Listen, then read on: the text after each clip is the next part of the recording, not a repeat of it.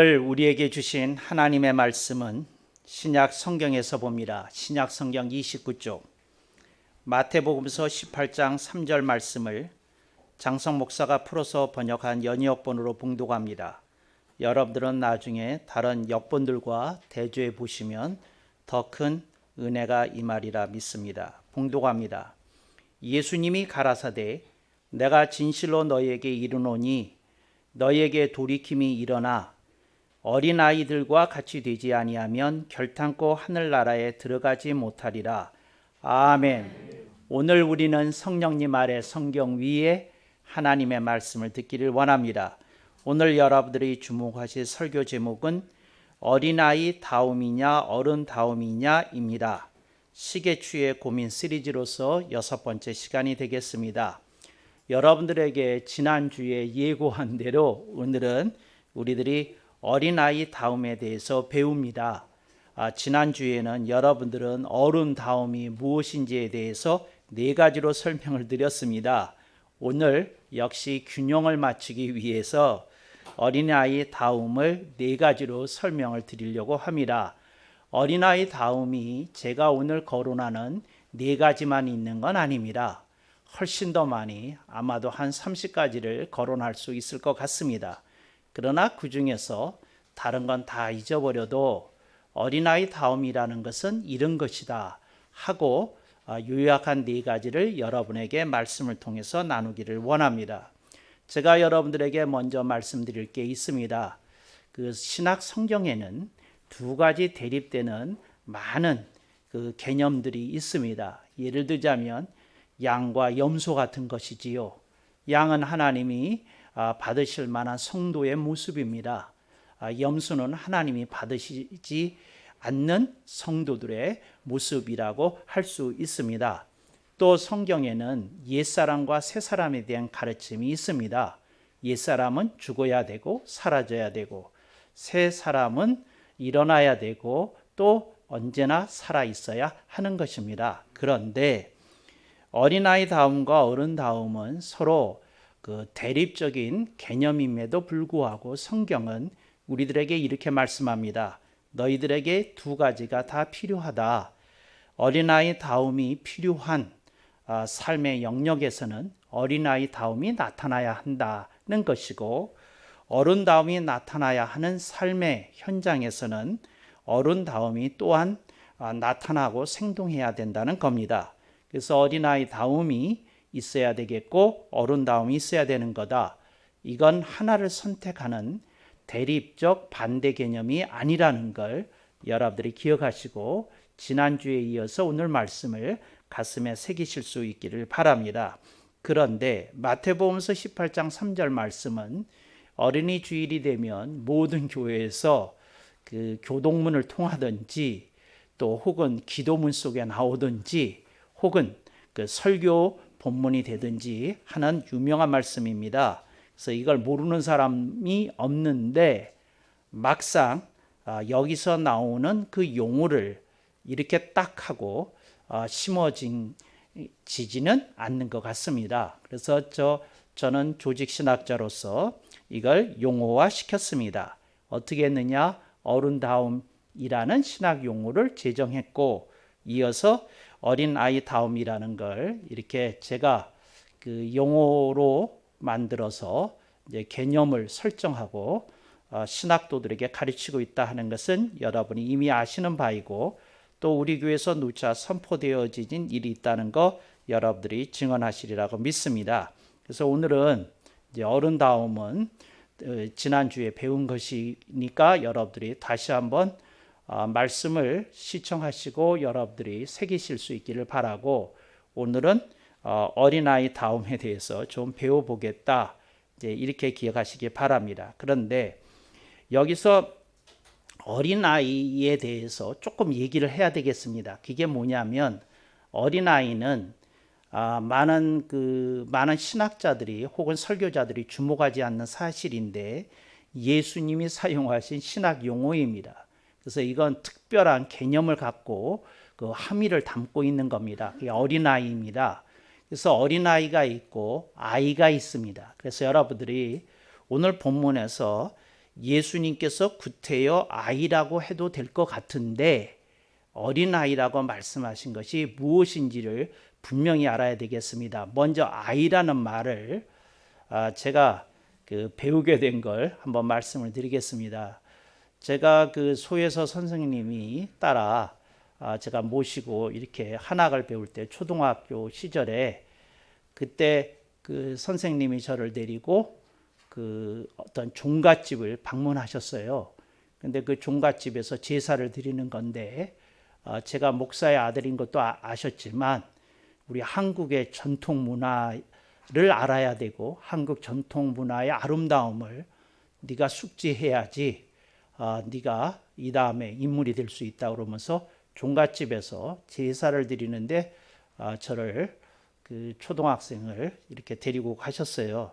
그래서 그 종갓집에서 이제 어른들이 다 오셔가지고 그 시절만 해도 어른들이 다 모이고 또 오면 종갓집에서 미리 준비한 여비도 드리고 또 며칠씩 이분들이 숙박을 하면서 이렇게 제례에 대비하게 하고 뭐 그랬던 것을 제가 이렇게 목도할 수 있었습니다. 그때에 큰 어르신이 계셨는데 그 당시로 한 80세, 75세 뭐 이제 하여튼 그렇게 되시는 어른이셨는데 수염도 굉장히 기신 어른인데 이제 이분이 자기 자녀를 오신 내빈들에게 인사를 시키는데 친척들이죠. 그게 시키는데 우리 아이들입니다. 이렇게 얘기를 하는데 그 아이들이 60이 다 되거나 넘었거나 하는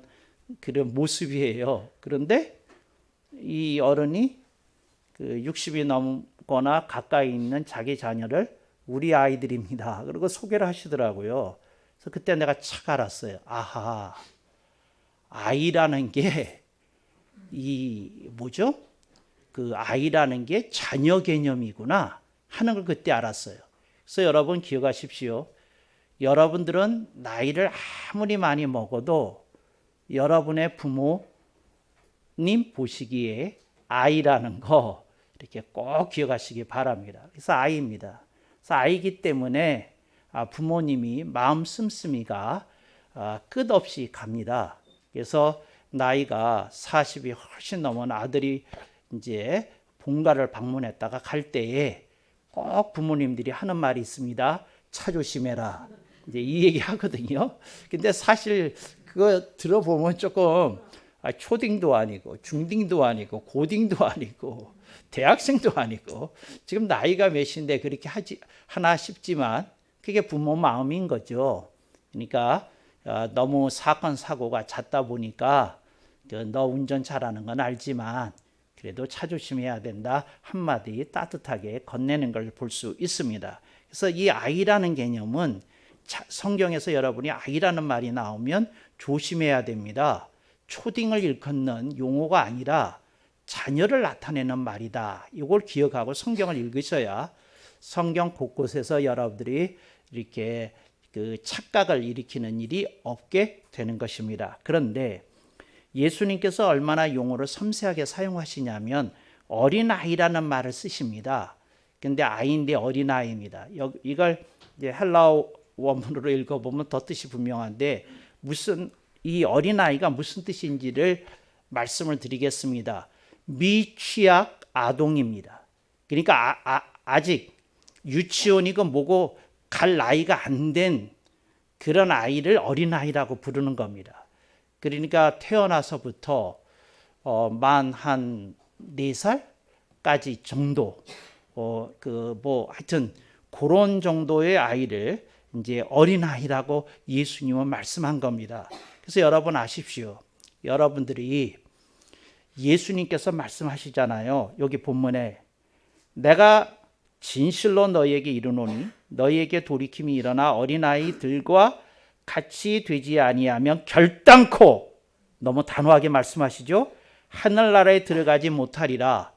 그러니까 여러분 어린아이라고 그러니까 초딩 생각하시면 안 되고 언제냐 태어나서부터 만 4살 되기 이전의 아이들 이제 요 상태 혹은 만 3살까지 그 상태의 아이들에 대해서 예수님이 얘기하신 겁니다. 그러니까 천국 들어가시고 싶은 분들은 그 나이대의 아이들을 연구 좀 하셔야 됩니다. 도대체 뭐가 있길래 주님이 요런 아이들을 보고 요런 꼬맹이들을 보고 주님이 그런 말씀을 하셨을까 하고 유심히 보셔야 됩니다. 근데 유심히 보면 얻어지는 게 있는데 얻어지는 게 없으면 여러분들이 이 구절은 다 아는데 어린아이 다음을 예수님께서는 뭐라고 말씀하신 건지는 이 구절은 아는데 뭐는 못해요? 설명을 못합니다. 그러니까 여러분들이 설명을 하려고 그러면 조금 이렇게 팍 하고 이렇게 와닿아야 되는 것이지요. 그래서 제가 오늘 여러분들에게 친절하게 예고했어요. 몇 가지로 한다고요? 4가지로. 첫 번째,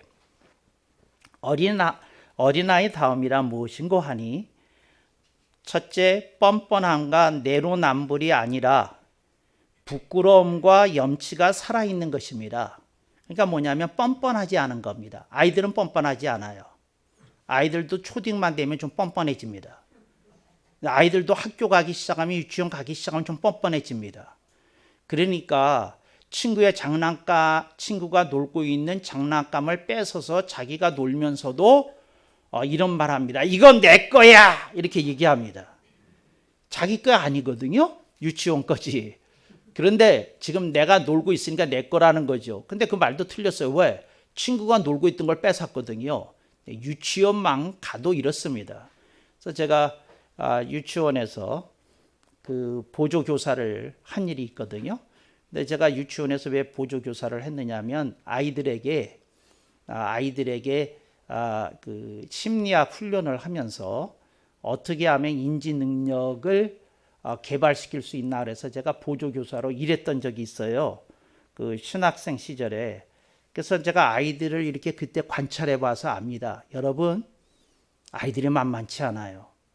여러분, 그 유치원 정도만 가도 아이들이 그렇게 천국 가는 사람처럼 느껴지지 않습니다. 유치원만 가도. 전혀 아니에요. 전혀 아니에요. 그래서 유치원에서 일하는 그 교사 선생님들이 다 천사일 것 같죠? 아니에요. 아이들에게 받는 상처가 아주 상당합니다. 여러분들은 거기 일에 안 해보시면 몰라요. 그저 부모들 눈에 다 천사같이 보이는 거지? 아닙니다. 왼수가 따로 없어요. 왼수가. 거기 가서 일해보면 압니다. 그런데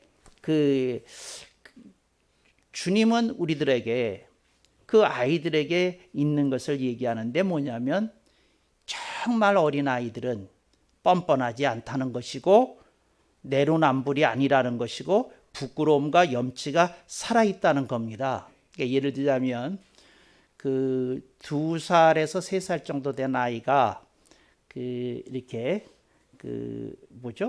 어떤 빵을 사왔어요. 그런데 또 동생이 있는데 이제 동생이 조금 어디 나갔다 들어오니까 그 아빠가 이랬어요. 이 빵은 네 거고 이 빵은 동생 거다 그랬어요. 그래 놓고는 너 먼저 먹고 싶으면 먼저 먹어도 된다. 근데 이거는 네 동생 거니까 이따가 네가 먼저 먹은 다음에 이거 달라고 그러면 안 된다고 얘기를 했어요. 그러니까 나 지금 먼저 먹을래. 그래서 애가 먹었어요. 근데 동생이 와서 이게 주니까 얘가 먹고 싶잖아요, 또. 그러니까 침을 질질 흘리면서 그걸 이렇게 보고 있는데 엄마가 물었어요. 뭐라 그러냐면 너 빵 안 먹었니? 나눠줄까? 그러니까 아니야. 나 아빠가 먼저 줘서 빵 하나 먹었어. 이렇게 이제 애가 얘기를 합니다. 근데 애가 얘기를 하는데 그 아이가 그렇게 얘기하는 게 뭐예요? 염치가 있는 거예요. 그냥 시침이 뚝 떼고 안 먹었어. 나 조금 나눠주면 좋을 것 같아. 이렇게 얘기할 수도 있잖아요. 근데 애가 뭐가 살아있어요? 염치가 살아있는 거예요. 그러니까 그 얘기 안 하는 거죠. 그러면 너 이거 나눠줄까? 그랬더니 그러면 동생이 손해잖아. 이렇게 얘기합니다. 이게 뭐예요? 이게 염치가 있는 거예요. 여러분, 부끄러움과 염치가 있어야 되는 겁니다. 아이들이 조금만 돼도 이렇게 얘기합니다. 뭐냐면 애가 이제 그 왜 기저귀를 떼야 될 좀 훈련할 때가 있잖아요. 그런데 이게 조금 미묘한 시기가 있잖아요. 어디를 나갈 때 그 기저귀를 그 차고 데리고 나가야 될지 벗고 가야 될지 그럴 때가 있잖아요. 그래서 엄마가 물어봤어요. 애한테 너 오늘 기저귀 치고 이렇게 나갈래? 그렇지 않으면 오늘은 벗고 갈래? 그랬더니 나 그냥 팬티 입을래? 그랬어요.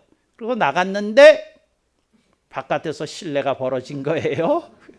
그러니까 엄마가 그럴 때를 대비해서 여러 가지 여벌 옷도 갖고 가서 이제 수습은 됐는데 얘가 부끄럽잖아요. 그러니까 엄마한테 살짝 와서 얘기합니다. 엄마, 집에 가서 절대 아빠한테 말하지 마. 이게 부끄러움입니다. 이게 부끄러움입니다. 여러분, 요즘 정치인이라는 작자들이 하는 행태를 보면 정말 너무 서글퍼요. 비감이 어립니다. 뭐가 없느냐? 부끄러움과 염치가 없더라. 그 아이들이 주님이 왜 기뻐하셨느냐? 주님이 왜 아이들을 반가워하셨느냐? 아이들을 특별하게 여기셨느냐? 부끄러움과 염치가 살아있다는 거죠. 여러분들이 부끄러움과 염치가 사라지면 여러분 어떻게 되죠? 여성 동지들은 아는데 여러분 부끄러움과 염치가 사라지면 아줌마 됩니다. 아줌마 돼요. 정말이에요. 화장을 안 하고 길거리를 나다니는데도 전혀 부끄러운 줄 몰라요. 여러분 여성은 화장하고 다녀야 됩니다. 남성을 위해서가 아니라 본인의 자존심을 위해서. 그래서 화장 안 하고 다닌 아주머니들 중에서도 제 마음에 감동을 주는 아주머니들이 있어요. 좀 부끄러워하시더라고요. 똑바로 쳐다보지 마세요. 오늘 화장 안 했단 말이에요. 아니 나무를 파시는데 그러시더라고. 제가 조금 이렇게 봤더니 멋있는 아주머니세요.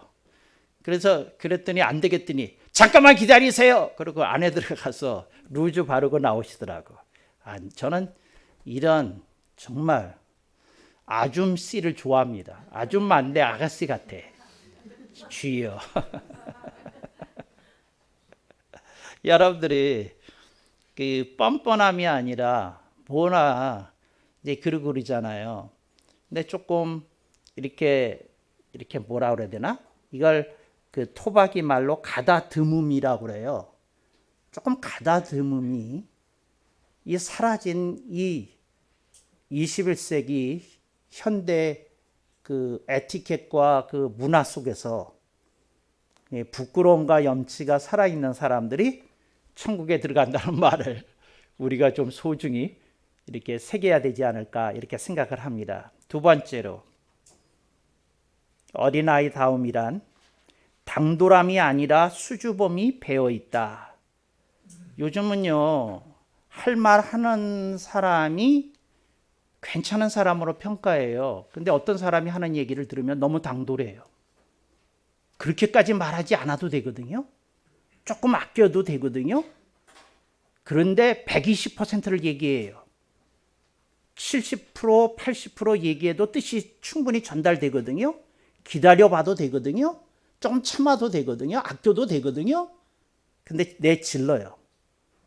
그래서 여러분의 자녀가 당돌함이 나타나기 시작하면 수줍음이 사라진 겁니다. 당돌함이 아니라 수줍음이 좀 배어 있어야 됩니다. 이건 좀 말하면 좀 상처가 되실 수도 있는데 그러면서 이제 이렇게 그 아끼려고 그러고 이렇게 주저하기도 하고 조금 이렇게 그 입가에 말이 맴도는데도 조금 한 번 더 생각하는 이런 게 수줍음이거든요. 당돌함이 아니라 수줍음이 배어 있어야 되거든요. 여전도의 모임이 벌어졌어요. 저는 그날 시간이 안 되는데요. 제일 먼저 얘기해. 자기가 안 가는 얘기를 그렇게까지 큰 소리를 할 필요 없는 거거든요. 조용히 안 오셔도 돼 그날. 근데 그렇게 하거든. 이게 당돌함이에요. 무슨 뜻인지는 알겠어. 자기가 임원인데 자기 무슨 친척 모임에서 그날은 빠질 수가 없다 그 얘기 하려는 거 알겠지만 그렇게까지 내질르지 않아도 되거든요. 이게 당돌함이에요. 당돌함. 어떤 사람은 의사 표현을 분명하게 해서 자기 자신은 맺고 끊는 걸 잘한 사람이라고 생각해. 아니에요. 당신은 당돌한 사람이야. 맺고 끊는 게 아니야 그건. 맺고 끊는다는 말은 뭐냐면 분위기 깨트리지 않고 다른 사람의 마음에 어두움을 일으키지 않고 부드럽게 자기 말을 하는 사람이야. 그게 맺고 끊음이야. 뭐가 맺고 끊음인 줄 알고 그래. 여러분들이 당돌함이 아니라 수줍음이 좀 배어있는 문화가 있었으면 좋겠어요. 근데 이거 수줍음은 구시대의 조선시대의 유물로 이렇게 생각해서 다 내다 버렸어. 어떤 여성들이 옷 입고 다니는 거 보면 참 당돌해요. 표현을 강하게 하는 건 좋지만 조금 아껴 쓸 때에 그분의 아름다움이 더 미묘하게 향기처럼 다른 사람에게 전달될 텐데 참 그런 사람들 보면 당황스러워요. 당황스러워요. 그러니까 이게 뭐 어떻게 해야 될지 이게 정말 감당이 안 되는 분들이 있어요. 근데 여러분들이 당돌함이 아니라 수줍음을 어떻게 가리키는 것인지에 대해서 다 내지르지 않고 아껴두고 조금 참고 기다리고 하는 그 어떤 거에 대해서 이 신뢰를 주면서 자녀를 교육할 필요도 있고 여러분이 그걸 마음에 새기고 배울 필요가 있습니다. 근데 이런 문화가 새누리 문화가 되고 이런 문화가 한국의 아름다운 문화로 전승되기를 저는 기대합니다. 그런 걸 주님이 좋아하셨다는데 저는 반하는 거예요. 당돌함이 아니라 수줍음이 배어있는 어린아이. 세 번째로 주님께서 어린아이 다음을 말씀하셨는데 저는 이런 뜻이라고 이해했습니다. 야가 빠짐이 아니라 순진함이 나타나는 것이다. 야가 빠졌다는 말 아시죠? 야가 빠져. 그러니까 뭐냐면 자기 속 계산이 훤히 다른 사람에게 드러나는데도 그거 아주 거침없이 이렇게 얘기하는 사람이 있어요. 제가요 굉장히 까다로운 사람이거든요. 예민하고. 제가 생선이 나오면 생선이 이제 네 사람이 식사를 하는데 생선 네 토막이 나오잖아요. 그러면 제가 봐요. 그거 보면 야가 빠진 사람은 얼른 가장 큰 생선 토막을 자기가 갖고 가. 이게 야가 빠진 사람이야. 그러니까 여러분들이 누가 밥 먹어보면 알아요. 그러니까 가장 큰 걸 갖고 가. 근데 식당에 사정이 있잖아요. 이제 4인분에서 생선 4토막 그 반찬으로 올려야 되지만 사이즈가 똑같을 수 없잖아. 어떻게 고등어 토막이 다 똑같겠어. 어떤 거 2토막, 어떤 거 조금 짧고 모르겠지. 근데 사람들 눈은 다 똑같잖아. 그걸 갖고 가요. 내가 이런 생각을 하죠. 이런 생각을 해. 저 사람하고는 10,000원짜리 밥을 사줄 사람은 아니다. 근데 이런 사람은 제가 8,500원짜리 밥 사줍니다. 10,000원이 아까워. 어떤 사람한테 10,000원짜리 사주는 게 아까워. 그 마음씨가. 이 야가 빠짐이거든. 어떤 사람은 누가 손대기 전에 젓가락질 먼저 하려고 그래. 어떤 사람은 기다려요. 어른이 그 젓가락질 하시나 안 하시나 보다가 이렇게 하는 게 있거든. 그게 순진함이에요. 그렇죠? 순진함이 손의 가치를 보여요. 왜? 생선 토막 큰 거 먼저 못 먹으니까. 반찬에 자기가 어른 앞에서 먼저 젓가락질 못 나가니까.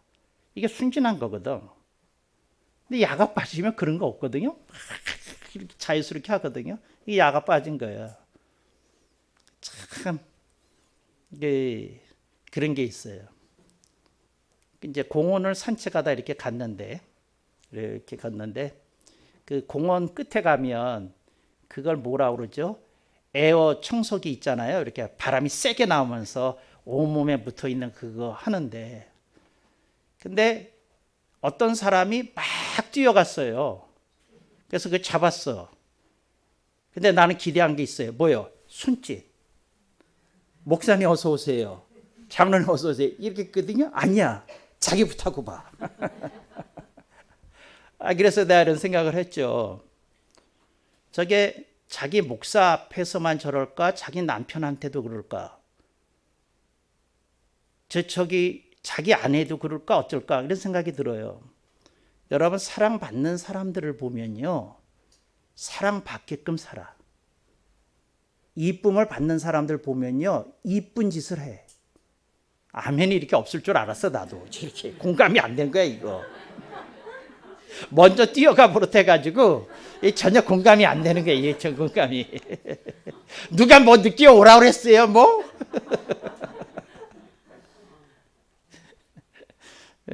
이해돼요. 근데 하여튼 이 야가 빠짐이라는 게 뭔지를 얘기를 하는 거예요.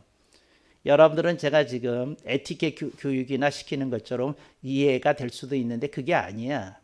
저는 이런 얘기를 하는 거죠. 그렇게 작은 일에도 양보가 안 되는 사람이 돈이 조금 큰 게 걸려있는 사안에서는 양보가 되겠냐? 그 얘기를 하는 거예요. 그건 돈도 아니었거든. 근데 돈 문제도 아닌데 양보가 안 되는 사람이 돈이 걸리면 양보가 되겠어요? 절대 안 되는 거죠. 막 분노가 일으키고 그러는 거죠. 층간소음이 있었어요. 우층에 있는 집이 애를 그냥 둘만 놔도 되는데 셋 나가지고 와가지고 구장구장 하는데 이 신혼부부가 들어왔거든. 근데 신혼부부가 그 얼마나 조용한 무드 있는 분위기를 사모하겠어. 근데 위에서 쿵땅 받고 지지고 볶고 그러니까 지금 열받잖아요. 그런데 한 두어 번 올라갔는데 자주 올라갈 수도 없고 그래서 저한테 왔어요. 전화를. 다른 교회 다닌 사람인데 이래서 죽겠어요. 기도가 안 돼요. 또 거기다가 또 뭐 기도가 안 된다는 소리까지를 왜 하는지 몰라. 그런데 하여튼 그랬어요. 목사님한테 상담할 때 그렇게 말해야지 또 좋은 상담이 되죠? 그랬어요. 제가 이렇게 얘기했어요. 일주일에 한 번씩 애들이 좋아할 빵을 사갖고 가라고. 일주일에 한 번씩 애들이 좋아할 빵을 사갖고 가라고. 아무 말도 하지 말고 그냥 빵만 사다 드리라고. 그랬더니 반 이상이 줄었대, 소음이. 야가 빠짐이 아니라 순진함이에요. 순진함이라는 게 뭐냐? 내가 먼저 양보할 수 있고, 내가 먼저 내 품을 내어줄 수 있고, 내가 먼저 돈을 먼저 쓸 수 있고, 이제 이러는 거예요. 근데 이게 순진함이거든요. 야가 빠짐이 아니라 순진함이 나타나야 되는데, 그러니까 여러분들이 나는 야가 빠진 사람인지 순진한 사람인지, 여러분의 자녀는 그런지 어떤지, 그래요. 손주가 욕심을 필 때가 있잖아요. 그러면 할머니가 환하게 웃으면서 얘는 욕심이 좀 많아요 하고 웃어 넘어갈 일인지, 요놈이 요렇게 크면 이 다음에 할미한테 효도 할 놈 같지가 않네 하는 생각이 들어야 되니까 좀 생각해 봐야 돼. 정말이에요. 제가 사람들을 유심히 관찰한 바에 의하면 초딩 때 모습이 나이 60에도 나타나더라고. 그러니까 초딩 때 욕심이 많았던 애는 60이 넘은 어른이 되어서도 욕심이 많더라고. 여러분들이 이 순진함의 가치를 그냥 내버려 두면 안 돼요. 그거 하면 안 돼요. 그러니까 이렇게 어른이 되면 사라져도 좋은 것으로 이렇게 생각하면 안 돼. 생각하면. 어떤 분이 목회를 하는데 굉장히 어려워. 근데 이분이 순진에 빠져가지고 기도만 해. 근데 이분 친구가 있는데 이분 친구는 어떻게 하느냐면 만나는 목사님만 나 찾아다니면서 도와달라고 그래. 그래서 내가 가보면 이 A라는 교회는 잘 살아. 그러니까 교인은 없는데 하여튼 온갖 섭외를 잘 하셔가지고 뭔가 도움을 받으면서 그런 대로 살아. 근데 이분은 섭외를 할 줄 몰라가지고 그래. 그래가지고 좀 뭐라 그러나 갑갑하고 답답한 모습을 입고 그래. 근데 저는 무슨 생각을 했느냐면 주님이 어느 날 누구의 기도를 듣고 싶으면 A 교회는 안 갈 것 같거든. 이분은 B 교회로 가지. 그러니까 이 A 교회는 그래 내가 그 교회 보면 그 뒤에 이름이 붙여. 그 교회 이름 얘기하면 안 되지. 공공교회. 근데 공공교회 뒤에 제 이미지에 이게 붙어 있어요. 뭐라고? 공공섭외교회. 섭외로 살아. 선교사들 중에서도 섭외로 사는 사람이 얼마나 많은지 몰라. 공공섭외교회. 이래요. 우리 교회를 방문한 양은혜 선교사처럼 살면 정말 힘든 일이 많아요. 하여튼 공공섭외. 저분은 섭외를 할 줄 모르거든. 섭외. 교회야. 근데 어떤 분은 이런 거 할 줄 몰라. 그래서 보면 그 교회 뒤에 이름이 붙어 있어. 공공순진교회야. 근데 제가 무슨 생각을 하느냐 하면 이게 노회장인 그 장성 목사한테만 보일까? 주님한테도 보이실까? 여러분들이 좀 생각해 봐야 돼. 여러분 모습이 주님께 포착이 안 될 것 같아요? 아니야.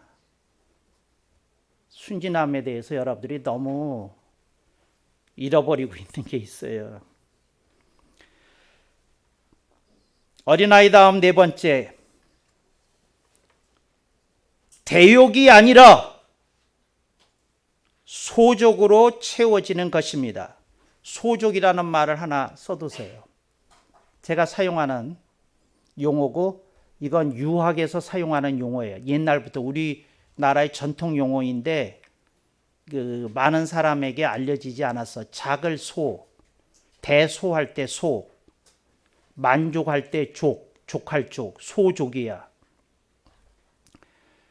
일본의 저명한 작가 무라카미 하루키는 소확행, 작으나 확실한 행복, 이걸 얘기를 했어요. 근데 유학에서는 소족을 얘기해. 작은 것으로 만족할 줄 아는 걸 소족이라고 그래. 소족. 근데 소족이 안 되는 걸 대욕이라고 그러고 큰 욕심이라고 그러고. 여러분 4살 이전의 아이한테 3살 이전의 아기한테 장난감 하나 쥐어줘봐. 그걸로 환하게 웃어요. 장난감 하나로 환하게 웃어. 장난감 하나로 그냥 일주일이고 뭐고 행복해. 그게 뭐예요? 소족의 작은 것으로 만족이 되더라는 거죠. 근데 예수님이 어린아이들에게 보시고 기뻐하신 것은 뭐냐면 작은 것 하나로 방긋방긋 웃더라는 거예요. 작은 것 하나로 행복을 되살리더라는 거예요. 여러분 어른이 되면 이게 사라져요. 그러니까 여러분들이 누구한테 밥 한 끼 대접받으면 고맙긴 하지만 소족이 되지는 않잖아요. 아이들처럼 환하게 이렇게 펴지지는 않잖아요. 근데 이 소족이 대욕이 아니라 소족으로 채워지는 이 아이들의 모습, 이걸 주님이 기뻐하시더라는 거죠. 근데 이게 참 중요해요. 작은 것으로 채워지는 거예요. 작은 것으로. 작은 것으로. 막 아이가 자지러게 우는데 엄마가 품에 안고 몇 번 얼으면 뚝 하고 자요. 새근새근 자요. 소족이 된다는 거죠. 소족이. 안아주기만 해도 되는 그런 게 있더라는 거죠. 하나님이 우리 인간들을 보시면서 우려하시는 게 있어요. 커갈수록 소족을 벗어나 대욕을 향해 가고 그 대욕의 사이즈가 계속 커져서 끝간데가 없이 커져가더라는 거죠. 제가 한번 얘기했죠? 한 번 더 얘기할게요. 월세 사는 사람들의 행복은 전셋집이에요. 근데 전셋집을 들어가는 순간 불행해져요. 왜? 내 집 마련이라는 꿈이 어른거리니까. 그러니까 언제까지예요? 그래요. 그래서 전셋집에 사는 사람이 하나님 더도 안 바래요. 25평이면 만족합니다. 25평 들어가는 날 끝나. 왜? 보이지 않던 40평, 50평짜리가 바로 건너편 아파트라는 게 보여. 여러분, 인간은요, 채워지기가 어려워. 채워지기가 어려워. 소족이 안 돼요, 소족이. 아이들은 소족이 되거든. 소족이 되나요, 여러분은? 돼요, 안 돼요? 이게 안 되죠.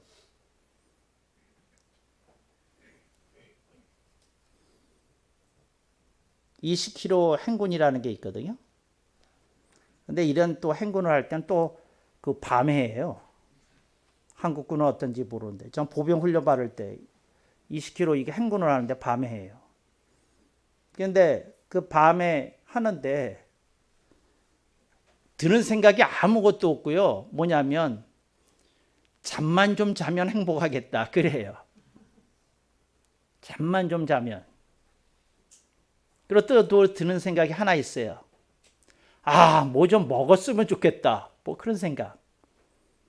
잠만 자도 행복할 것 같고 먹기만 해도 행복할 것 같죠? 아니야. 그건 행군할 때이기 때문에 드는 생각이야. 여러분들이 대욕이 아니라 소족으로 채워지는 여러분의 삶의 모습에 대해서 좀 생각해야 돼. 몸이 아프면 이런 소리예요.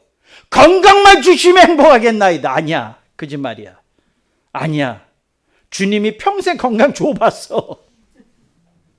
근데 행복해 하지 않는 걸 알았어. 정말이야. 그거 참 희한해. 근데 주님을 속일 수 있다고 생각해. 주님 이 병만 고쳐주면 저 행복합니다. 아니야. 주님이 하시는 말씀이야. 너 병 안 줬을 때 내가 45년 지켜봤다. 근데 너 행복하지 않았어. 그러니까 너 이 병 나도 분명히 행복 안 할 거다. 주님 생각하실 거예요. 여러분 소족에 대해서 조금 생각해보고 좀 그럴 수 있는 그 얘기를 해요. 어떤 분이 히말라야로 그 트레킹을 갔어요. 트레킹이라는 건 산 꼭대기까지 가는 건 아니고 산 그 언덕 정도 이렇게 오르락 내려가면서 다니는 걸 말해요. 트레킹을 갔어요. 트레킹을 하고 있는데 한 번은 너무 목이 마르니까 이런 생각이 했대요. 야, 정말 맥주 한 캔 마셨으면 정말 더 이상 바랄 게 없겠다. 이제 이런 생각을 했대요. 그랬는데 이제 그 라찌에 도착했어. 그러니까 거기 맥주가 있을 거 아닙니까? 그냥 맥주 한 캔을 탁 가지고 탁 마시는데, 야, 정말 세상 부러운 게 없다. 그랬대요. 여러분, 세상 부러울 게 없었을까요? 아니야. 마시고 난 순간 다른 생각이 들어와. 오래 가지 않아. 여러분들이 영적으로 훈련을 해야 돼. 하나하나를 의미 있게 받아들이고 그걸 새기고 누리는 훈련이 돼야 돼요. 참 고맙다. 감사하다. 이게 넘친다. 어떻게 이렇게 많은 것들이 있다는 말이냐. 그래요. 제가 가끔씩요. 냉장고 열어보면 감동해요. 김치가 3종류가 기다리고 있어요. 주님 먹어주세요. 주인님 먹어주세요. 정말 온갖 종류의 음료수가 주인님 먹어주세요. 마셔주세요. 그러고 기다리고 있어요. 이거 보면서 그런 생각을 해요. 다 욕심이지. 정신 차려야지. 그리고 냉장고 문 닫아요. 여러분 좀 훈련해야 돼. 하나하나 빼앗기기 전에, 잃어버리기 전에, 그리고 놓치기 전에 여러분들이 이 소족을 가슴에 새기면서 살면 정말 그 누구도 빼앗아 갈 수 없고 잃어버릴 수 없는 행복을 소유한 사람이 돼요. 어떤 할머니 얘기하고 마치겠어요. 어떤 할머니 한 분이 계셨는데 텍사스 할머니인데 그렇게 공장에 나가서 일을 하시면서 선교비를 그 서던 베프티스트 그 할머니인데 그렇게 그 남친의 할머니인데 그렇게 선교비를 보내는 걸 보람을 알아서 그거 선교비 보낸다 그렇게 일을 하시는 거예요. 자기 밥 먹고 살 건 있는데 그래서 열심히 그렇게 선교사도 이제 그런 일을 했어요. 그러니까 다른 사람들이 볼 때 인생 너무 재미없게 사시잖아요. 이제 그냥 연금 그거 혜택 누리시면서 그만하시지 왜 알바로 가가지고 그 공장에서 그런 힘들어 하시면서 그런 거 하면서 사세요.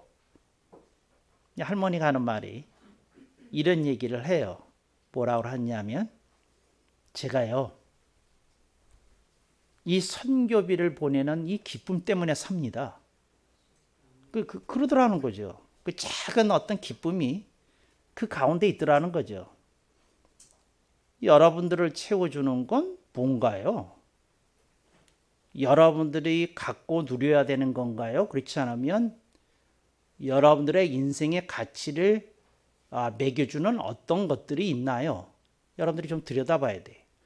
그리고 소족을 가슴에 챙기면서 인생을 살면 하나님이 그런 인생을 보시고 너는 실로 내가 말한 어린 아이 다움을 보여준 인생이었도다 하고 칭찬하시리라고 믿어요.